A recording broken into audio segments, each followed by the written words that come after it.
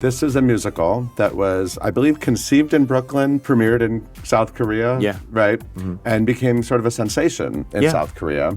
And now it is arriving on Broadway with this sort of great love in another country. People here don't necessarily know it. I find myself losing my way with words at the end of the day when I come home after rehearsal, just trying to express how excited I am about this show. This show is very technologically advanced. I think it's kind of the ace in the hole that people aren't expecting. Like, oh yeah, the cute little robot show, right? It's like a four-hander at the Belasco. It's like a small thing. You have no idea. I mean, this is a big ass spectacle. Let's talk about what it's about. I have a drawer in my house.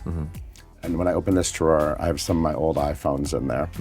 Old versions of my iPhones, right? A little bigger, a little thicker, a little slower. I don't use them anymore. They're just kind of sitting there. But you have this weird emotional attachment to them beyond. And that's kind of what we're dealing with That here. is exactly. I'm glad I've actually used this comparison. So there's what the show's story is and what the show is about. So we'll put a pin in that iPhone experience. The story is about Helperbots. Helperbots. 100 years in the future, it's exactly what it sounds like. They are robots or helpers. They're somewhere between, a helper, a servant of some kind, a pet, and a child. It's a mix of all those three things depending on how their owners treated them. But at this point, even 100 years in the future, this Model 3 and this Model 5 are obsolete.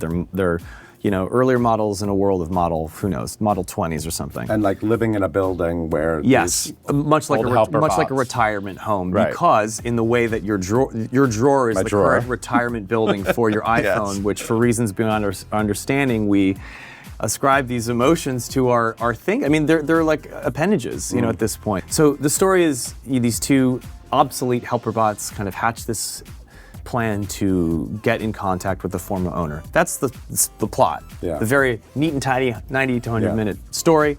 What it's about is about shelf life and our battery life, and one can't help but immediately notice the parallels between computers and technology and our own existence, the brains of a computer, the way that we are programmed, the way that we program them, making people and things in our likeness, in our image, and in our example, and being keenly aware of our battery life. What's great about this show to me is that all the things I just said would be really depressing if we made this about a pet, a child, or some kind of servant, or old folks, right? It's a little on the nose, a little intense. Right. This is a musical. About robots. I'm not playing a human being. I cannot and will not play certain emotions because that's just not part of the gig. That's the audience's gig, to have to experience that through us. So you've got a great score. It's funny. It's quick. It's tight. It's tidy.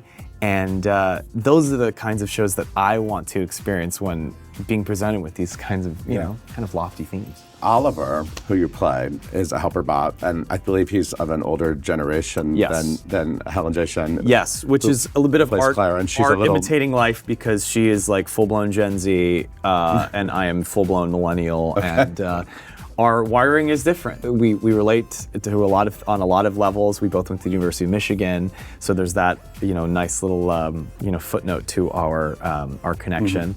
But there's when you get to a certain experience in your life, you can relate on a lot of things, but every now and then things pop up where you go, yes, our software is a little different. What do you need a helperbot for? I need one. Everything, baby. We all do. We could all use a helperbot. I think if we ever do have helperbots in the future, it would be I would be too emotionally attached. I wouldn't be able to deal with getting the new one. Yeah, I'd be like, I'm sorry, dude. Do you think there's any chance my two iPhones in that drawer have fallen in love? Yes. We'll go with that. Sure. Next thing you know, you're going to open that drawer, there's going to be new little baby iPhones in there. That's how science works, right?